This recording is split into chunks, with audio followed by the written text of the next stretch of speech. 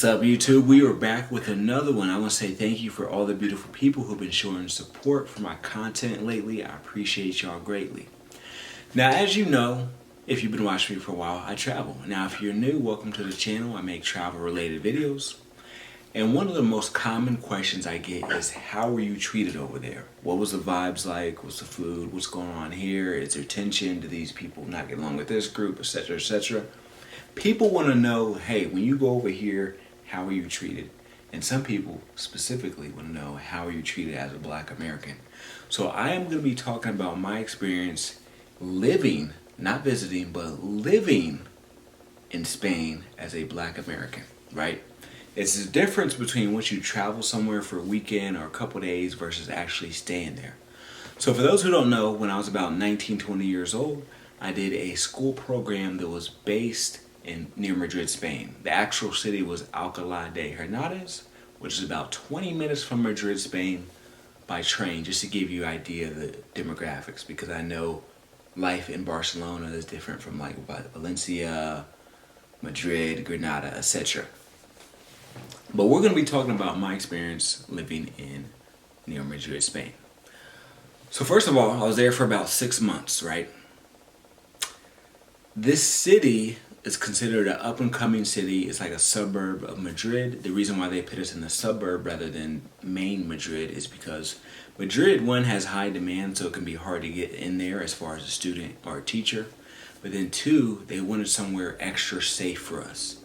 So when I discuss living there, you can put together like, hey, you had nothing to worry about.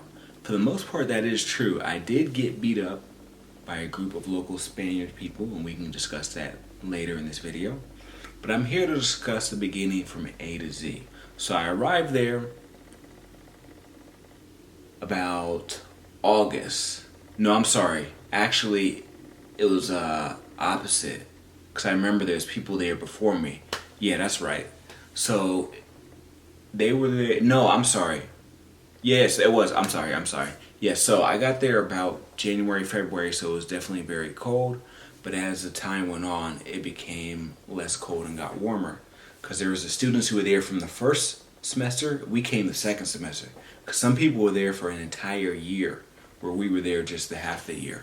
But long story short, I arrived there. Hey, it's cold, whatever. I move in with the family, because they assign you a family. The very first day I met the family, I remember we introduced ourselves. I'm walking, whatever. And there's other other American students who are studying abroad. So it's a group of Americans studying abroad in Spain. I met my host mom. She kind of seemed a little off, but I'm like, it didn't really hit me. But one of the female students who I was very cool with, she whispered in my ear, she's like, she seems a little mad or something. And at the time I was like, I don't know, I kind of brushed it off, could be she's having a bad day, it could be maybe we're overanalyzing, we're kids, it could be a lot of things. So I gave it like the benefit of the doubt. Now, this same day, we separate from the group and we start to go towards where we live. So we unpack everything, and then we go back outside. Once we go back outside, the host mom, when I say she happens to see one of the people she knows. So we talk to her. She's like, hey, blah, blah, blah, blah. They got a baby. She's like, oh, she's speaking in Spanish. Baby, ¿qué tal? ¿Cómo está? So like, she's speaking to the baby in Spanish. And I'm kind of just sitting there because, I'm 19, 20, you may not be as socially engaged when you're that age, but also at the same time, I'm in a foreign country. So I'm just sitting back watching everything. And I think they peeped how stiff I was, because they both kind of looked at me. The mother of the child plus my host mom kind of looked at me, and she said something in Spanish real quick, American. And I just heard that, like she whispered something like American. So I still didn't quite hold her like, bad or whatever. So long story short, we lived together for a little while. I think it was maybe about 2 months or so before I ended up not being able to take it.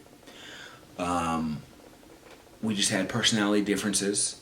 Once I told the counselors at the school this, they explained, hey, it may be something going on because she originally didn't want to take on a student. She changed her mind at the last minute. So I say that to say this.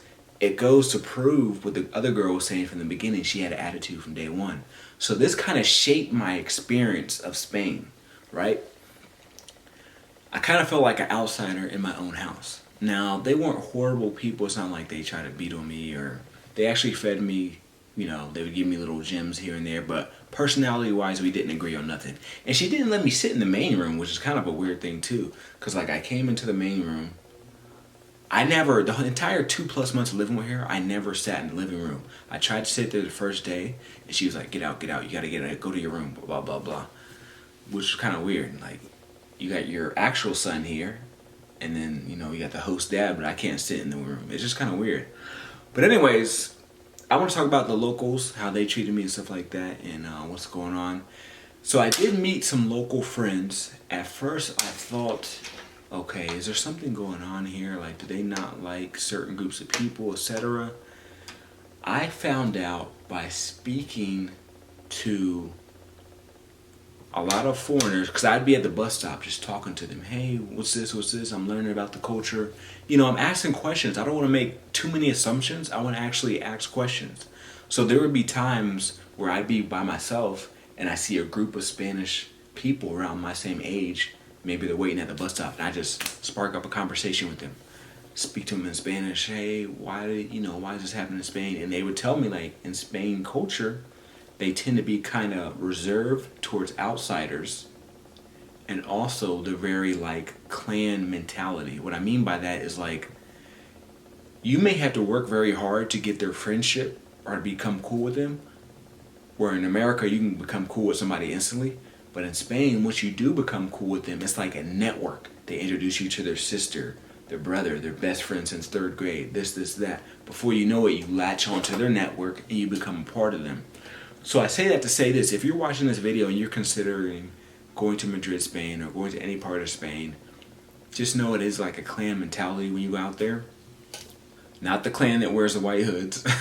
I'm talking about clan in the sense of, like, they're looking at their people and you got to break that social circle. But once you're in, they'll start to bring you in. So don't automatically assume, hey, they may not like you because you're American. Hey, they don't like you because you're black, blah, blah, blah, blah. Try to genuinely know the people, and also live in a big city, because our city was a little bit smaller. And even like, so I moved to a new host family, right? And my new host mom was telling me, you got to go to Madrid. You can actually get a Spanish girlfriend out there. You can meet Spanish friends.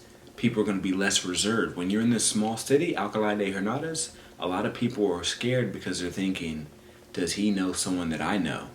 You get what I'm saying? So they care about public perception a lot. Even when I was out with my Spanish friends in Alcalá, a lot of times we would meet during nighttime rather than the daytime. Just because everybody in that city, they felt like they kind of knew each other because it was a kind of smaller city. So that was a great explanation that she gave me. And I will notice that every time I went to Madrid, it felt more lively, easier to connect with people. There's more stuff going on, etc. It's a big city. Now, when it comes to race, I do feel like race does matter. I'm just being straight up with you. Race does matter. And I've heard, I don't know, I almost don't want to say this, but I'm just being honest. I heard the people of Spain say some very nasty comments towards Latino people. So I'm just being honest. I really wish it wasn't like this. I wish everybody would get along. But they were saying discouraging things about like Mexicans, Colombians, etc. And based off some of the things I heard, they were somewhat looking down upon them, saying they don't speak real Spanish and they got colonized and things of that nature. I really don't want to go too deep into it, but they just kind of more or less look down upon those people. And those stories were confirmed when I came back to America and heard different groups of those people come over to Spain and they told about how they were treated.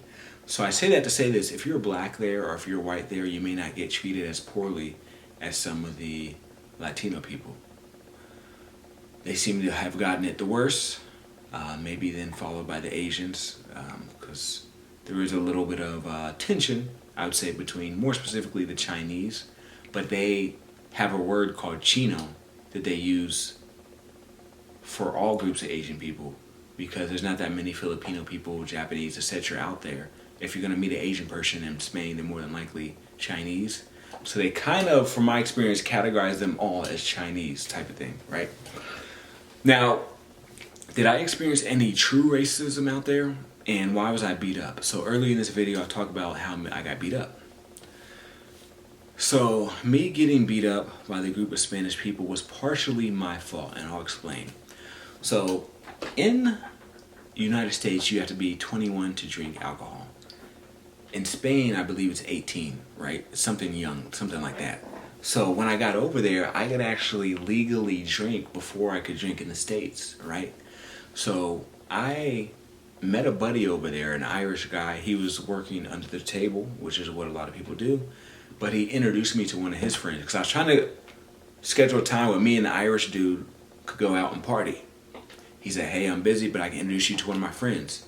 He introduced me to one of his friends from New Jersey, so we started going out as far as like different bars and stuff. Because in their culture, you don't stay in one bar or one club the whole night. It's called Ir de Tapas. They go to different bars throughout the series of the night. And the parties over there don't really start cracking off until like 2 a.m., 3 a.m., etc. Like people are eating dinner at 10 p.m., 11 a.m., etc. But anyways, so I meet this dude. We start pre-gaming. He's buying me free alcohol. I started to think that he, later on, that maybe he plotted this the whole time. Because when I'm drunk, I like to crack jokes, say certain things. I don't drink anymore, but this was many years ago. But anyways, I was, saying jokes, blah, blah, blah. And the entire night, he's giving me free alcohol. And at that time, I'm like, okay, cool. So whatever, and he's giving me free alcohol, amped me up. He's like, yeah, man, it's us Americans. I'm not saying I agree with this, but this is some of the rhetoric he was saying. He was like, yeah, man, us Americans gotta look out for each other when we're abroad, whatever. It's us versus them. I'm not saying I agree with that, but it's kind of funny that he was saying it. So I'm just like, whatever. He's like, man, whenever you come to New Jersey, I got you. Whatever you need, blah, blah, blah. So I'm just like, all right, whatever. So the entire night we go to different bars, different clubs, or whatever. Now, at this one particular club, we see a group of women, right? So we start talking to the women, etc., etc. And I guess the women had boyfriends. So he's still trying to push the issue of like, yo, let's talk to these girls, blah, blah, blah, blah, even though they got boyfriends, right? And based off his mentality and the things he was saying, I don't want to seem like I was just leaving him. Like, hey, no, we should go to the next place or whatever. So I was like, all right, we can hang around for a little bit. But after this, I'm like, yo, this place is about to close. We can just go to the next spot. He's like, all right, cool. So long story short, we're starting to exit the place. It's like a big stairs. You walk up, boom, boom, boom, boom. You get over there. We're finally outside of the bar or club, whatever it was. And I'm like, yo, we going to the next spot. He's like, yeah, let me just, chill for a second. I'm trying to get these girls. So he's talking to them or whatever. And somehow in the mix, it's funny because when we went outside, there was like almost no one out there. There's only a couple people who came up when the club was, because there wasn't that many people at this club. So there's maybe like 10, 20 people outside. And us with the girls are probably like 5 of those people. So talking, long story short, I kind of felt something like a breeze kind of behind my head. And I looked, and then when I looked, so I guess the person missed the first punch because I felt like a breeze. I'm like, what is that? So I looked, and then I see the second hand, and I get hit in the face. I step back, boom, boom, boom, take a couple steps back, and I had these loose shoes, right? So I tripped over my loose shoes, and I almost fell completely on the ground.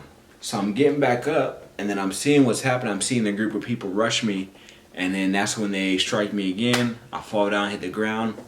I try to get back up. Before I can get back up, I get knocked down again. I tried to get up like 3 times.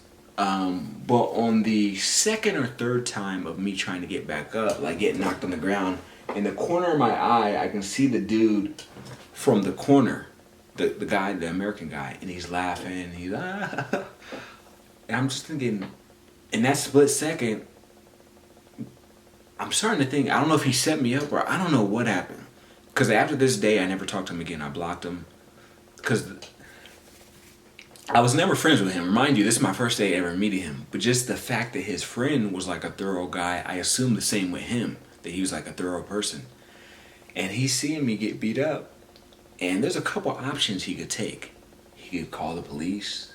He could yell and tell them to stop this. He could join in on the fight. He could try to get back up.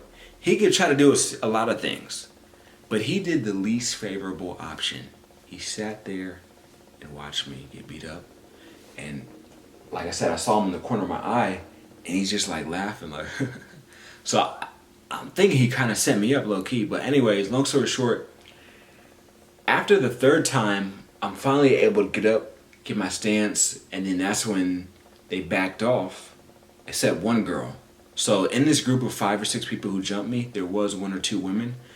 And I'm like, I'm not going to hit a woman. But anyways, this woman came towards me, and she kept saying, I don't know, she's saying it in Spanish, but she was calling me an A word, you know, the profanity.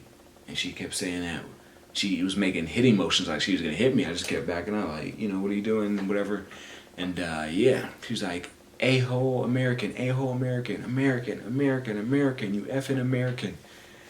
And that's when I realized race kind of didn't matter, because they're not calling me any racial terms. They're not making fun of me being black. They're making fun of me for being American. So I say that to say this. I never directly experienced somebody calling me a racial slur in Spain or this and that. However, there was the one time that I got beat up. And as far as the background story of that, we may never know to this day. I should have confronted his friend, like, hey, this is what your friend did. What's up with him? But I was so upset that the next morning, because I was able to get home, obviously, because they stopped, boom, boom, boom, got home. But I was so upset that I just blocked both of them, right?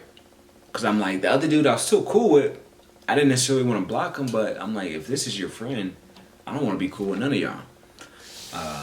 And maybe that was the immature way to handle it. Looking back, I should have, you know, talked to the Irish guy to see what happened or whatever. But anyways, I never experienced any racism there. There was one time when I was out with a Caucasian American woman in Madrid, of all places, where it's diverse. And there was an older guy, probably in his 70s or 80s, that kind of looked at me saying some stuff in Spanish, kind of whispering to the other 2 men he was at his table. So I'm at my table with the Caucasian lady. He's at his table, looks over, says some Spanish stuff, and then he says something about African. So I don't know if he was talking to me, but he happened to look over and then look back to his people and say something about blah, blah, blah, blah, blah, African. So that's the only time that I could say that I kind of experienced well, I don't even call that necessarily racism, because I still don't know if he was talking about me. I'm giving him the benefit of the doubt. And anyways, at the same time, what are you going to do? You going to punch an 80-year-old? Like, who's going to do that, right? But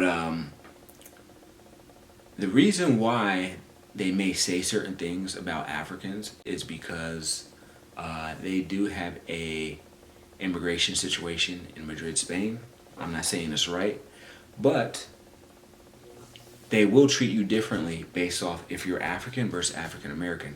Because you can say I'm darker skinned compared to somebody like Drake or something like that, right? So they'll see me, they'll assume I'm African. Sometimes, some of them will know I'm American by the way I dress, the way I talk, whatever. But they'll assume I'm African, some of them. And then once we start speaking to each other and they be like, you American? They instantly change and treat me differently. So it's like the Africans they kind of look down upon, or the African Americans, it's kind of like, oh, okay, cool. You know what I'm saying? They listen to a lot of rap music, they watch sports, etc. You know, so to them, it's like, oh, this is like a cultural coolness. You're not one of the Africans, which is, it's unfortunate that they do that, but I'm just giving the truth.